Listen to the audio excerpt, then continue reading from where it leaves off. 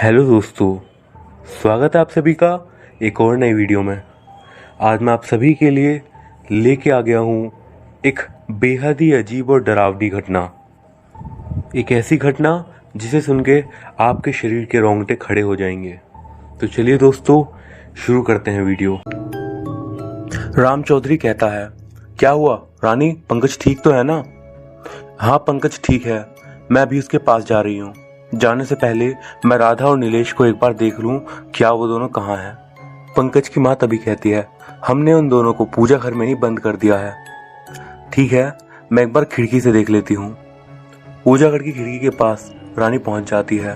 देखते हुए कहती है, ये दोनों ठीक लग रहे हैं। तभी राधा और नीलेश धीरे से खिड़की के पास आते हैं और उसके बाद राधा बोलती है, हम दोनों को यहाँ से बाहर निकाल, नहीं तो तेरे लिए अच्छा नहीं होगा, निकाल हमें। फिर नीलेश कहता है, तेरा बेटा अकेले उस जंगल में गया है, अब वो कभी भी निकल के वापस नहीं आएगा। उसने जैसे हमें मारा, तेरे बेटे को भी मार देगा। इसके बाद वो दोनों ही बेहोश होकर गिर जाते हैं। पंकज की माँ कहती है, जिसके पास भी चाबी है जल्दी से आके दरवाजा खोलो, इन दोनों को उठाओ। नीतीश कहता है कि इन्हें उठाकर बाहर सुला देना चाहिए। थोड़ी देर बाद रानी ये कहते हुए वहां से निकलती है कि अब मुझे पंकज के पास जाना चाहिए। राम चौधरी कहते हैं कि ठीक है, आराम से जाना। फिर रानी गाड़ी में बैठकर पंकज के पास जाने के लिए निकल जाती है। अगले दिन रानी पंकज के पास पहुंच जाती है। उसे देखते के साथ ही वो पूछती है कि तुम ठीक तो हो ना? हाँ मैं ठीक हूँ, अच्छा हुआ तुम आ गई, मुझे अभी रामपुर जाना है। रामपुर? पर रामपुर क्यों जाना है? ये सब मैं तुम्हें अभी नहीं बता सकता, मुझे जल्द से जल्द रामपुर जाना है। मैं चलता हूँ, तुम यही रहना। फिर पंकज गाड़ी में बैठकर रामपुर के लिए निकल जाता है। रानी सोचती है, पता नहीं क्या बात है, रामपुर के लिए इतनी जल्दी में क्यों है। इधर राधा को होश आता है और वो कहती है, मम्मा हम कहाँ हैं अभी? तब पंकज की मम्मी कहती हैं, अच्छा हुआ इन दोनों को होश आ गया। क्या हुआ हमें कोई बताएगा? नीलेश कहता है, वो सब तो हम बता देंगे, पहले हम रानी को फोन करके पूछ लेते हैं कि वो वहां पे ठीक से पहुंच गई या फिर नहीं, पंकज ठीक है भी या फिर नहीं। पंकज इधर अपने ही मन में बड़बड़ाते हुए जा रहा था, मुझे जल्द से जल्द रामपुर जाकर इस आदमी के बारे में पता करना होगा, क्योंकि ये आदमी मुझे उस जंगल में साया बन के मिला था। इधर नीतीश रानी को फोन करके उसके और पंकज के बारे में पूछता है। रानी बताती है कि पंकज एकदम ठीक है और वो भी एकदम आराम से यहाँ पर पहुंच गई है। इसके बाद वो कहती है कि वो कुछ देर बाद बात करेगी और कॉल कट कर देती है। नीतीश घर पे सबको बताता है तो राम चौधरी जी कहते हैं कि ठीक है, नीलेश राधा तुम दोनों जाकर आराम करो। कुछ समय बाद पंकज रामपुर पहुंच जाता है और उसके बाद वो खुद से कहता है, रामपुर तो आ गया हूँ, इसके बारे में यहाँ किसी से पूछता हूँ। अरे भाई साहब, ये फोटो देखकर बताइए कि आदमी कहाँ रहता है। वो आदमी पंकज को देखने लगता है और उसके बाद पंकज से कहता है, तुम इसे ढूंढ रहे हो, इसे ढूंढना बंद कर दो और इस गांव से चले जाओ, समझे? फिर वो आदमी वहां से फौरन ही चला जाता है। पंकज अपने मन में ही कहता है, ये आदमी मुझे ऐसे क्यों बोला, चलो किसी और से पूछ लेता हूँ। वो थोड़ा आगे गया और उसके बाद पंकज एक और आदमी से पूछता है, भाई साहब क्या आप इस आदमी को जानते हो? वो कहता है, इसे तुम क्यों ढूंढ रहे हो, इस गांव में इसका कोई नाम भी नहीं लेता। क्या आप इस आदमी को जानते हैं? ये कहाँ रहता बताइए ना। यह आदमी शंकर ठाकुर का माली था। इसे काला जादू करने के कारण शंकर ठाकुर ने अपने घर से निकाल दिया। यहाँ से तुम सीधा जाकर दाएं जाओगे तो उसका घर तुम्हें मिल जाएगा, पर मैं कहता हूँ ये सब छोड़ो और वापस चले जाओ। पंकज उसे धन्यवाद कहता है और फिर वो आदमी अपनी राह पर चला जाता है और उसके बाद पंकज भी उसी रास्ते पर चला जाता है जो कि उस आदमी ने बताया था। कुछ देर बाद पंकज एक घर के सामने आके कहता है, उस आदमी ने इसी घर के बारे में बताया था, पर यह घर कम और भूतिया खंडर ज्यादा लग रहा है। दरवाजा तो बंद है, खिड़की बंद है। खिड़की का शीशा तोड़ के फिर खिड़की खोल के अंदर जाता हूँ।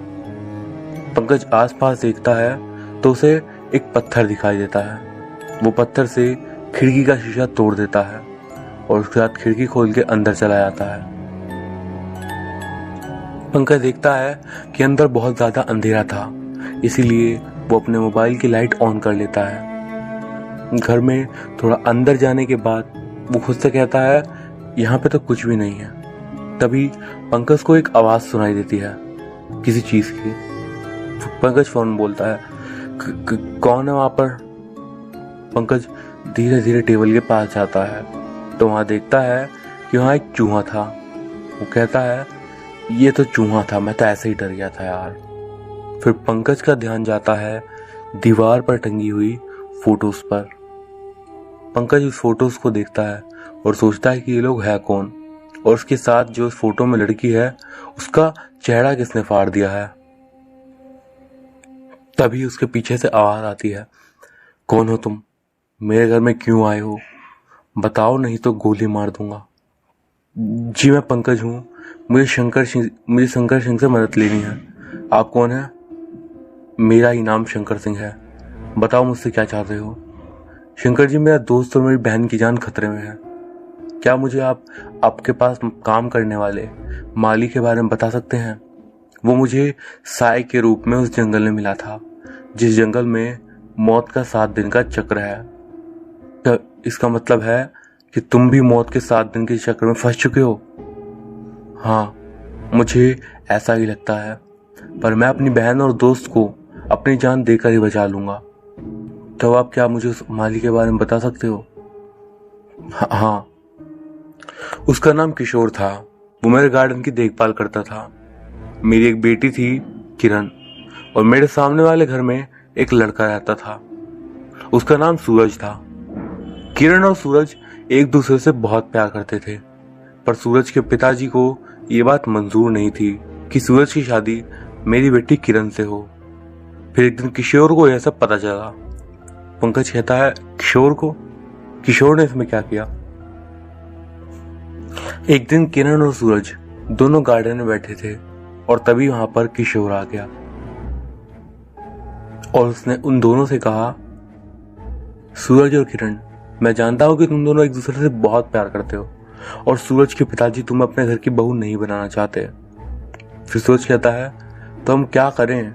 मैं पापा को कई बार बोल चुका हूं, लेकिन वो हमारी शादी के लिए नहीं मान रहे हैं। किशोर कहता है कि एक रास्ता है, तुम दोनों आज रात को मेरे साथ चलना, लेकिन ये बात किसी को पता नहीं चलनी चाहिए कि तुम दोनों मेरे साथ हो।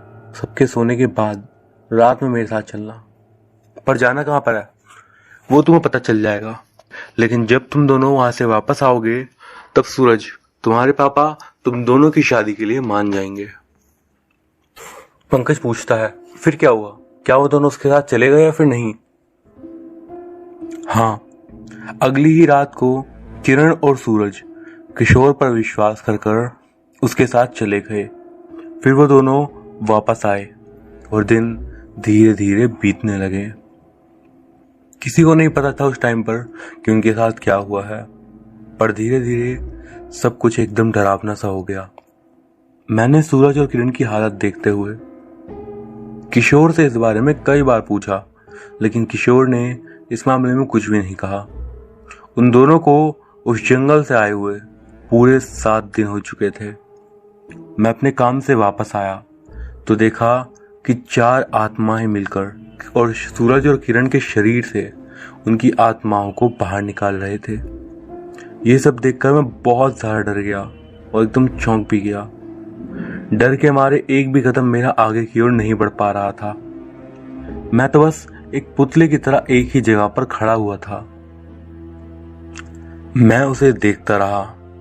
मैं किरण और सूरज को उन आत्माओं से बचाने के लिए कोशिश किया, पर मैं कुछ भी नहीं कर सकता था। देखते ही देखते वो चारों आत्माएं उन दोनों की आत्मा को उनके शरीर से निकालकर उस अर्थी पर डालकर कफन उड़ाकर ले गए। फिर थोड़ी देर बाद सूरज और किरण का शरीर एकदम से जलने लगा और जलते जलते उन दोनों का शरीर मेरी आंखों के सामने ही गायब हो गया। पंकज कहता है, मैं समझ सकता हूँ कि ये सब आपके लिए कितना असहनीय होगा, क्योंकि आपकी बेटी को आपके सामने ही मार दे जाए। आप चाहकर भी उन दोनों की मदद नहीं कर पाए। हाँ पंकज, इस सब को मैं याद करते ही तब रोने लगता हूँ। मेरी रूह कांप जाती है। पंकज फिर बहुत ही हैरानी के साथ पूछता है कि आगे क्या हुआ। तो शंकर सिंह बताते हैं, अगले दिन मैंने ये सारी बात किशोर को बताई और मैंने उससे पूछा कि आखिर उस जंगल में ऐसा क्या हुआ था जिसके कारण इन दोनों के साथ इस तरह की घटना हुई है। लेकिन उसने कुछ नहीं बताया। तो मुझे ऐसा लगा कि किशोर शायद काला जादू जानता है। उसने काला जादू करके ही किरण और सूरज को मार डाला। फिर मैं उसे पुलिस स्टेशन ले जाने लगा, लेकिन रास्ते में ही वो मुझे धक्का देकर भागने लगा। पर मैंने उसे पकड़ने की कोशिश की, लेकिन वो मुझसे बचकर भाग गया। और फिर वो भागकर यहाँ से कहाँ गया, उसका आगे क्या हुआ, मुझे कुछ भी मालूम नहीं है। पंकज फिर पूछता है, शंकर जी क्या आप इस बारे में कुछ और बता सकते हैं क्या? मैं जितना जानता था वो सब मैं तुम्हें बता चुका हूँ और मैं आगे कुछ नहीं जानता। शंकर जी क्या आपके पास किरण और सूरज का कोई फोटो है? सूरज का फोटो तो नहीं मेरे पास, लेकिन किरण का एक फोटो यही था और उसमें किरण का चेहरा फटा हुआ है। हाँ, मैंने पुलिस स्टेशन में किशोर की और किरण गायब होने की रिपोर्ट लिखवाई थी। वहां तुम्हें किरण, सूरज और किशोर का फोटो मिल सकता है। शंकर जी, सूरज के पिताजी कहाँ हैं? क्या आप उनके बारे में बता सकते हो? जिस दिन किशोर यहाँ से भागा था उस दिन से मैंने सूरज के पिताजी को नहीं देखा। पता नहीं वो कहाँ हैं।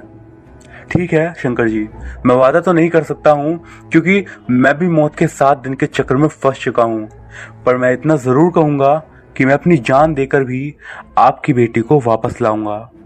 ठीक है शंकर जी, मैं चलता हूँ। आपका धन्यवाद। फिर पंकज गाड़ी में बैठकर रामपुर पुलिस स्टेशन के लिए निकल जाता है। इधर नीलेश, जिसके अंदर सूरज की आत्मा थी, वो कहता है कि किरण, हमें जल्दी यहाँ से उस जंगल के लिए निकलना होगा, नहीं तो हमारे लिए बहुत ही मुश्किल हो जाएगी। हाँ सूरज, जल्दी चलो, कहती है। वो दोनों कमरे से बाहर आते हैं और वो जंगल जाने के लिए जाने लगते हैं। तभी उन दोनों के सामने बाबा चिरांद आते हैं और उसके बाद वो कहते हैं कि तुम दोनों कहाँ जा रहे हो? जब तक पंकज वापस नहीं आता है तब तक तुम दोनों कहीं नहीं जा सकते हो।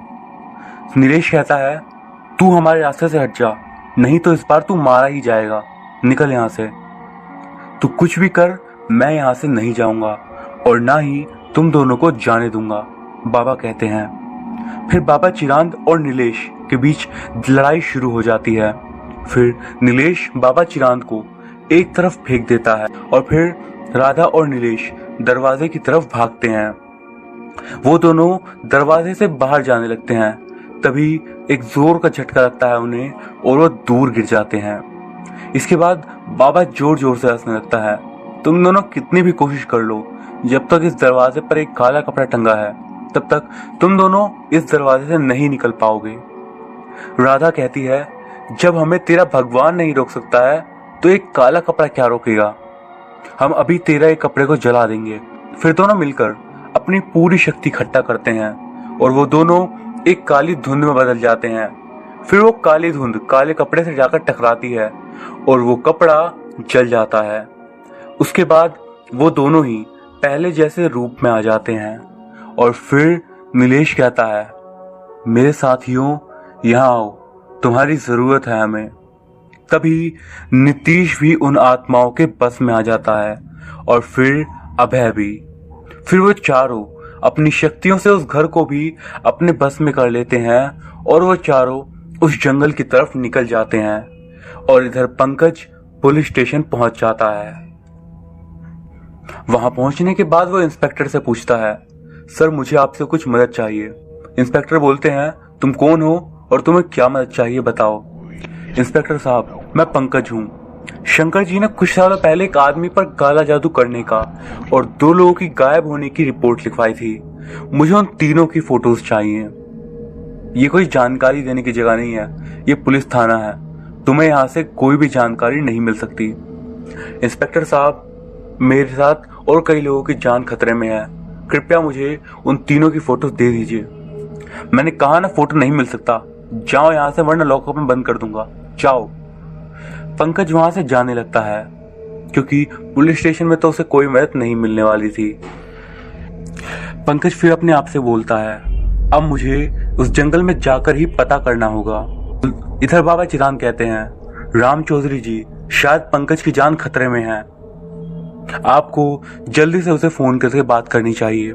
ठीक है बाबा, मैं अभी फोन करता हूँ। राम चौधरी पंकज को फोन करते हैं। राम चौधरी कहते हैं, बाबा पंकज का फोन नहीं लग रहा है, और जो कॉल लग भी पा रही है तो मोबाइल में से बहुत ही ज्यादा अजीब सी आवाजें आ रही हैं। उन आत्माओं ने इस पूरे घर को अपने वश में कर लिया है।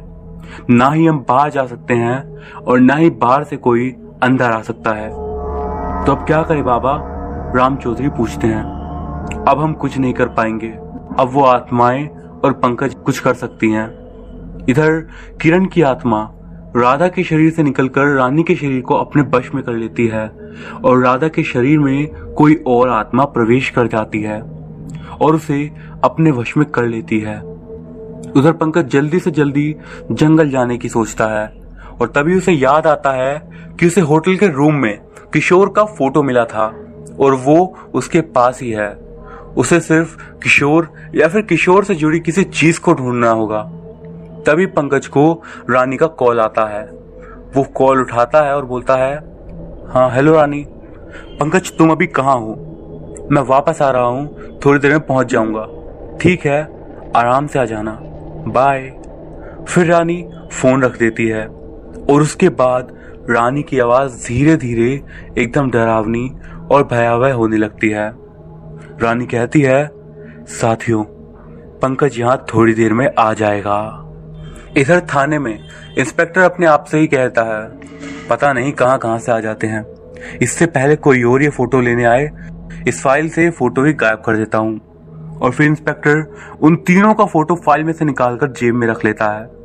थोड़ी देर बाद पंकज उस जंगल में पहुंच जाता है।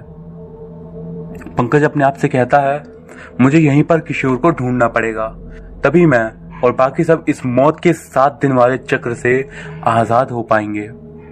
पंकज उस जंगल में किशोर या किशोर से जुड़ी कोई भी चीज ढूंढने लगता है। उधर एक झाड़ी में अर्थी पर कफन ओढ़कर कोई सोया रहता है। पंकज ढूंढते ढूंढते उस झाड़ी के पास आ जाता है।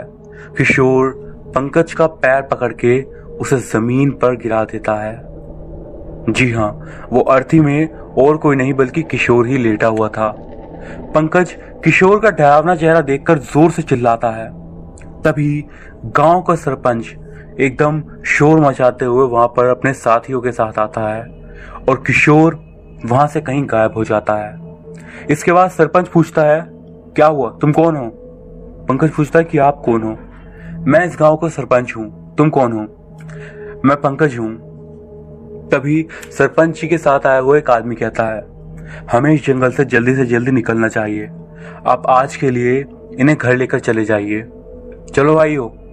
सरपंच के घर पहुंचने के थोड़ी देर बाद उसे वहां पर कॉफी पिलाई जाती है और पंकज उन्हें थैंक्स बोलता है। फिर इसके बाद सरपंच उससे पूछते हैं कि आखिरकार तुम उस जंगल में करने के लिए क्या गए थे? पंकज बताता है, सरपंच जी, मैं भी मौत के 7 दिन के चक्कर में फंस गया हूँ और मेरे साथ कई और लोग भी फंस चुके हैं। मैं उस मौत के 7 दिन का रहस्य जानने और उससे कैसे बच सकते हैं ये ढूंढने गया था। क्या आप इसके बारे में कुछ बता सकते हैं, अगर आपको पता हो तो? पंकज, तुम और तुम्हारे साथ कई लोग इसमें फंस चुके हैं और तुम में से कई लोग इसमें फंसकर अपना जान गंवा भी दिए हैं, पर मैं जो भी जानता हूं वो सब तुम्हें बताऊंगा। क्या जानते हैं आप, बताइए। पंकज, मैं तुम्हें मौत के 7 दिन के रहस्य के बारे में बताता हूं। कुछ सालों पहले कुछ तांत्रिकों ने आत्माओं से शक्ति प्राप्ति की पूजा करी थी। सरपंच जी, क्या उन तांत्रिक को शक्तियां प्राप्त हुई? वहां 4 लोगों को खून से बने गोल घेरे में सुला दिया गया और इसके बाद 4 मोमबत्ती जलाकर उस घेरे के आसपास रख दी गई और फिर उन तांत्रिकों ने पूजा स्टार्ट कर दी।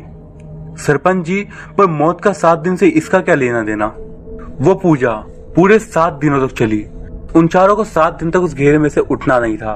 वो पूजा 6 दिन तक तो बिना कोई दिक्कत के चली। लेकिन 7वें दिन जब वो आत्माएं उन तांत्रिकों को शक्तियां देने आईं, तो अचानक से सभी तांत्रिकों के मन में लालच जाग गया। हम सबको मिलाकर जितनी शक्तियां मिलेंगी, इससे अच्छा है पूरी शक्तियां हमें अकेले को ही मिल जाएं। इसीलिए वो लोग आपस में ही लड़ने लगे और लड़ाई के चक्कर में वो चारों उस घेरे से उठ गए। सरपंच जी, आगे क्या हुआ? उन आत्माओं ने उन्हें घेरे से बाहर देखा तो वो सब बहुत ज्यादा गुस्सा हो गईं और उन्होंने श्राप दिया कि इस जंगल में एक आत्मा की अर्थी लेकर 4 आत्माओं को जाते हुए जो भी देखेगा 7 दिन के भीतर उसकी मौत हो जाएगी। और वहां पे जितने भी आदमी थे उन सबको मार दिया गया। इसके बाद उसका 4 आत्मा एक आत्मा की अर्थी लेकर वहीं पर घूमने लगी। उस जंगल में जो भी उन्हें देख लेता अगले 7 दिन में उसकी मृत्यु हो जाती। लेकिन सरपंच जी, ये सारी बातें आपको कैसे पता? मैं इस गांव का सरपंच हूं, इसीलिए उन लोगों ने मुझे भी इस पूजा में भाग लेने के लिए कहा था, पर इस काम में मैंने उनका साथ नहीं दिया और मैंने उन्हें मना कर दिया। पर मैं रोज थोड़ी देर एक झाड़ी में छुपकर ये पूजा देखा करता था और इसीलिए मुझे सारे रहस्य पता हैं। पर सरपंच जी, ये मौत के 7 दिन को कैसे खत्म कर सकते हैं? पंकज, अगर तुम वो जमीन के अंदर गड़ी लाशों को जला दो तो इस चक्र को खत्म किया जा सकता है। सरपंच जी, वो पूजा जंगल में कहां पर हुई थी? पंकज, जंगल के बीच में एक बहुत बड़ा पीपल का पेड़ है। वो पूजा उसी पेड़ के नीचे हुई थी। आपको पता है कि उधर कैमरा लाइट की दुकान कहां पर है? हाँ पंकज, मेरे घर के पीछे एक दुकान है, वहां सारे इलेक्ट्रॉनिक सामान मिल जाते हैं। सरपंच जी, क्या आप मुझे बहुत सारा डीजल दे सकते हैं? ठीक है पंकज, तुम्हें सब मिल जाएगा। इधर नीलेश कहता है, साथियों, इन शरीर से निकलने का और इन्हें यहीं कुछ देर तक बेहोश करके छोड़ देने का समय आ गया है। और इधर पंकज बहुत सारा डीजल लेकर इलेक्ट्रॉनिक्स की दुकान पर चला जाता है। वहां पर वो कुछ कैमरा और लाइट्स खरीदता है और भी कई चीजें लेकर वो जंगल की तरफ चला जाता है। इधर इंस्पेक्टर बोलता है, चलो आज का काम खत्म हो गया है, अब मैं घर चलता हूँ। इंस्पेक्टर अपनी बाइक पर बैठकर अपने घर के लिए निकल जाता है और इधर कुछ देर बाद ही पंकज उस जगह पर पहुंच जाता है जंगल में जहां पर वो पूजा हुई थी। उस जगह के आसपास के पेड़ों पर पंकज कैमरास लगा देता है और उसके बाद वो खुद से कहता है, ये सारे कैमरा अच्छी तरह काम कर रहे हैं। अगर आज मैं भी मारा गया तो इस कैमरे के जरिए मौत के 7 दिन के बारे में पूरी दुनिया को पता चल जाएगा। अब मैं यहाँ पर खुदाई शुरू करता हूँ। जहां पर लाशें गाड़ी गई थी, पंकज उस जगह को खोदने लगता है और इधर इंस्पेक्टर कुछ दूर पर आ चुका था। तभी उसे सडनली एक लड़की के रोने की आवाज आती है। फिर थोड़ा आगे जाने पर उसे एक लड़की दिखाई देती है तो वो उस लड़की के पास आ जाता है। उसके बाद वो उससे बोलता है, मैम आप अकेले इस टाइम पर यहाँ पर क्या कर रही हो और आप रो क्यों रही हो? मैं इंस्पेक्टर हूँ, क्या आपको किसी तरीके की मदद चाहिए? आप मुझे बता सकती हो। आप मेरा चेहरा देखने के बाद मेरी मदद नहीं करोगे? वो लड़की कहती है, आप चिंता मत करिए, मैं आपकी मदद करूंगा। तभी किरण अपने चेहरे से एकदम डरावने तरीके से अपने हाथ हटाती है और उसकी आवाज और चेहरा दोनों ही एकदम भयानक हो जाते हैं और उसका चेहरा इंस्पेक्टर के सामने ही उल्टा घूम जाता है। इंस्पेक्टर ये देखकर बहुत ज्यादा डर जाता है और तभी किरण बोलती है, क्या आप अब भी मेरी मदद करोगे इंस्पेक्टर?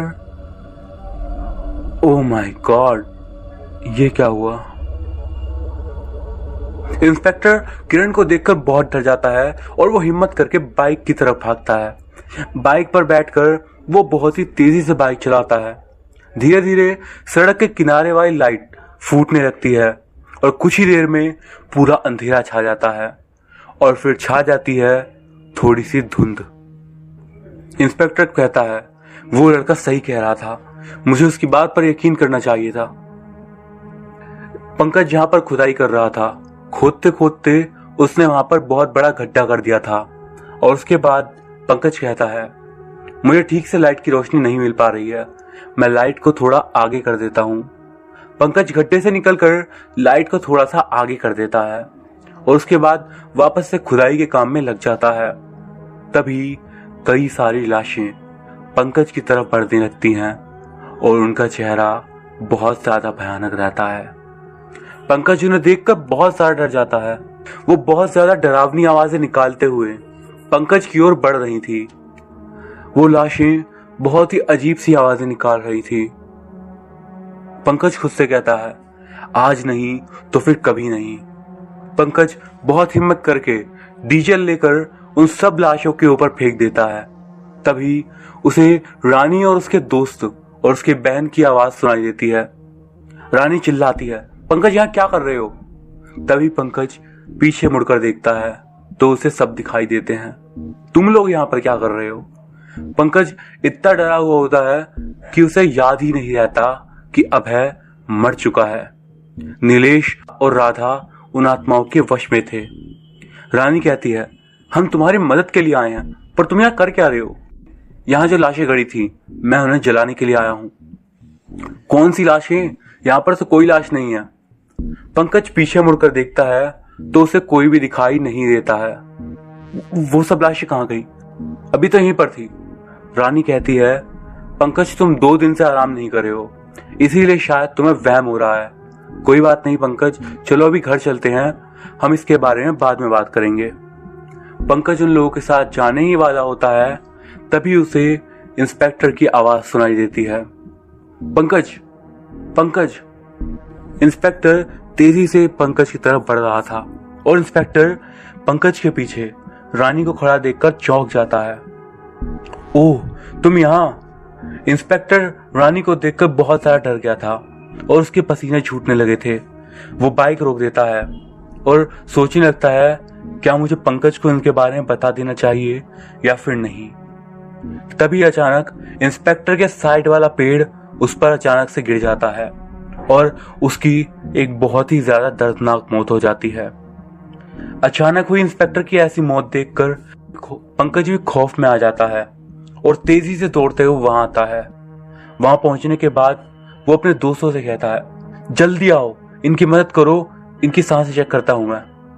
वो सब पेड़ हटाने लगते हैं और पंकज की नजर इंस्पेक्टर की जेब में पड़ी फोटोज पर जाती हैं और वो फोटो पंकज देखने लगता है। फोटोज देखकर उसे सब कुछ समझ में आ गया था और वो अपने मन में सोचता है, ये क्या? इसका मतलब ये सब वही हैं। इन रूहों से पीछा छुड़ाने के लिए मुझे उन लाशों को जलाना होगा। ये मुझे भटकाने के लिए मेरी बहन और रानी के रूप में यहाँ पर आए हैं। मुझे जल्दी करना होगा। तब तक वो पेड़ इंस्पेक्टर चिंटू के ऊपर से हटा देते हैं और पंकज जाने लगता है। तभी रानी कहती है, तुम अकेले कहाँ जा रहे हो? इस तरह अचानक इंस्पेक्टर की मौत कैसे हो गई? रानी, कुछ देर के लिए मुझे अकेला छोड़ दो। फिर पंकज जिधर लाशें गिरी थी उस तरफ जाने लगता है।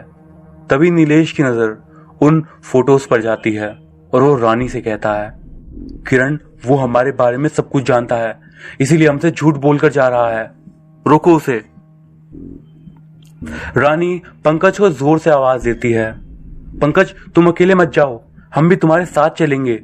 तभी ये सुनकर पंकज उस जगह जहां पर लाशें गड़ी थी वहां जाने के लिए एकदम जोर से भागता है। अचानक किरण पंकज के सामने आ जाती है और पंकज की गर्दन पकड़ के जमीन से उसे थोड़ा ऊपर उठा लेती है। फिर अचानक से ही किरण का चेहरा बहुत ज्यादा भयानक हो जाता है और उसकी आवाज बहुत ही ज्यादा डरावनी और भारी हो जाती है। किरण कहती है, मुझे अकेला छोड़कर कहाँ जा रहे हो पंकज? तुम कहीं भी चले जाओ, मुझसे नहीं बच सकते। तुम अभी जहां खड़ी हो वो जगह डीजल से भरी हुई है। बस मुझे इस लाइटर को जलाना है और फिर तुम जलकर राख हो जाओगी। तुम लाइटर को नहीं जला सकते। तुम्हें मैं तब तक के लिए बेहोश कर दूंगी जब तक तुम्हारा 7 दिन का चक्र पूरा नहीं हो जाता। उसके बाद तुम्हारी आत्मा हमारे कब्जे में हो जाएगी और मेरे एक और साथी की आत्मा तुम्हारे शरीर में रहेगी। फिर किरण पंकज की गर्दन को और ज्यादा जोर से पकड़ लेती है। पंकज लाइटर जलाने की कोशिश करता है लेकिन लाइटर उससे नहीं जल पा रहा था। पंकज अब बेहोश होने वाला रहता है। तभी किशोर पीछे से आकर जलती हुई मशाल किरण के ऊपर फेंक देता है और वो जलने लगती है। आग की लपेटे में पंकज भी आ जाता है। उसके बाद चरण सिंह जोर से बोलता है, पंकज ये कंबल लो और जल्दी आग बुझाओ। पंकज कंबल से अपनी आग बुझाता है और इधर पंकज का घर भी उन आत्माओं के वश से छूट जाता है और वो होटल और उन लोगों को भी होश आ जाता है। इधर पंकज पीछे मुड़कर देखता है तो सारी रूहें उसे जलती हुई दिखाई देती हैं। पंकज उन लोगों से पूछता है, आप तो किशोर हो, शंकर सिंह जी के माली, लेकिन आप कौन हो? मैं चरण सिंह हूं, सूरज का पिता। चलो बाकी की बातें होटल जाकर करते हैं। पंकज सारे कैमरे निकाल लेता है और गाड़ी में बैठकर होटल की तरफ चला जाता है। इधर पंकज की मम्मी बाबा से कहती हैं, मुझे लगता है ये घर उन आत्माओं के वश से छूट चुका है। बाबा कहते हैं, हाँ मुझे भी ऐसा ही लग रहा है, कृपया आप एक बर्तन में पानी लेकर आइए। ठीक है, मैं पानी लेकर आती हूँ। इधर शंकर सिंह जी के सामने एक अजीब सी रोशनी आती है और वह धीरे धीरे उनकी ओर बढ़ने लगती है। वो सोचते हैं कि ये कैसा प्रकाश है, मैं कुछ नहीं देख पा रहा हूँ, ये क्या हो रहा है मेरे साथ। कुछ देर बाद वो प्रकाश धीरे धीरे कम होने लगता है और उसके बाद वो धीरे धीरे पूरा समाप्त हो जाता है। तो शंकर सिंह जी को सामने सूरज और किरण दिखाई देते हैं। किरण, सूरज, मैं कोई सपना तो नहीं देख रहा हूँ? पापा, आप कोई सपना नहीं देख रहे हैं, हम मर के भी वापस जिंदा हो गए। शंकर सिंह जी कहते हैं, पंकज ने जो कहा था वो करके दिखाया, चलो मेरे साथ। सूरज, पर कहाँ पे जाना है? सूरज कहता है, पर वो भी कहाँ होंगे? तो शंकर सिंह जी बोलते हैं, चलो मेरे साथ, मुझे लगता है कि वो भी उस जंगल के आसपास ही होंगे। ठीक है चलिए, किरण कहती है। तीनों गाड़ी में बैठकर जंगल की ओर निकल गए और इधर बाबा चिरांद पानी में मंत्र पढ़कर विभूति डालने लगे। उसके बाद वो पूछते हैं, बताओ पंकज अभी कहाँ है? उस पानी में उन्हें होटल दिखाई देता है और उसके बाद वो कहते हैं, राम चौधरी जी, ये तो उस जंगल के पास वाले होटल में है, हमें जल्दी चलना चाहिए। पंकज की माँ कहती है, हाँ जल्दी चलिए, मुझे अपने बेटे से मिलना है। ये तीनों होटल की तरफ निकल जाते हैं और इधर पंकज भी होटल पहुंच जाता है। उसके बाद राधा उससे कहती है, भैया आप ठीक तो है ना? पंकज बोलता है, हाँ मैं ठीक हूँ, तुम सब यहाँ हो। वो अभय को देख के पूछता है, तू हमारे साथ छोड़कर जल्दी चला गया था पर मैंने तुम्हें वापस बुला लिया। हाँ यार, वैसे भी तुम लोगों को जल्दी छोड़कर नहीं जाने वाला हूँ। और अभय हंसने लगता है ऐसा कहकर, अरे मैं तो भूल ही गया, आप दोनों बैठिए ना। दोस्तों, ये है चरण सिंह और ये है किशोर, तुम लोग इन्हें नहीं जानते होगे, मैं तुम्हें बाद में बता दूंगा। थोड़ी देर बाद शंकर सिंह होटल के पास से जंगल की तरफ जा रहे थे, तभी उनकी नजर पंकज की गाड़ी पर पड़ी। उसके बाद वो खुद से कहते हैं, जरूर पंकज इसी होटल में होगा, चलो तुम दोनों भी आ जाओ। वो लोग होटल के अंदर गए। उसके बाद वो तीनों भी वहां आ गए। बाबा चिरांद पंकज के पापा से कहते हैं, देखिए यही वो होटल है, चलिए अंदर चलते हैं। सभी लोग पंकज के रूम में गए। उसके थोड़ी देर बाद सब एक साथ बैठे हुए थे। पंकज कहता है, चरण सिंह जी, ऐसा क्या हुआ जो आप किरण को अपने घर की बहू नहीं बनाना चाहते थे? वो कहते हैं, मेरी एक बहन थी, वो शंकर से बहुत ज्यादा प्यार करती थी, मैंने उसके बारे में इसे बताया था, पर कुछ दिनों बाद इसने किसी और से शादी कर ली और ये देखकर मेरी बहन ने फांसी लगाकर जान दे दी। उस दिन मैंने सोचा कि मैं अपनी बहन की मौत का बदला लूंगा, इस कारण मैंने अपने बेटे को किरण से मिलवाया। बाकी तो आप लोग जानते ही हैं। मुझे नहीं पता था कि मेरे बदले की भावना इतनी ज्यादा खतरनाक और जानलेवा हो जाएगी। शंकर और पंकज, प्लीज मुझे माफ कर दो, मैं कल ही सूरज और किरण की शादी करवा दूंगा। शंकर पंकज से कहते हैं, तो मेरी बेटी को वापस लाने के लिए बहुत बहुत धन्यवाद पंकज, अब मुझे जाना चाहिए। फिर किशोर, चरण सिंह, शंकर सिंह, किरण और सूरज अपने अपने घर चले गए। और उसके बाद राम चौधरी जी कहते हैं, पंकज इससे तो बच गए, पर तुमने आगे का क्या सोचा है? पंकज कहता है, इस कैमरे की रिकॉर्डिंग्स की मदद से मैं टीवी चैनल को देखकर अपना एक केंद्र खोलूंगा, जिसकी मदद से मैं आत्माओं के चक्र में फंसे लोगों की मदद करूंगा। नीलेश कहता है, पंकज हम भी तुम्हारी इसमें मदद करेंगे। राम चौधरी जी कहते हैं, ठीक है, लेकिन अभी घर चलो तुम सब घर चले जाते हैं और उसके अगले दिन किरण और सूरज की शादी हो जाती है। इधर पंकज लोगों के लिए एक मदद केंद्र खोल लेता है और वो लोग मदद के लिए कुलदर गांव में ही रह जाते हैं। इसमें पंकज के सारे दोस्त उसकी मदद करते हैं। इसी के साथ इन लोगों की कहानी खत्म होती है।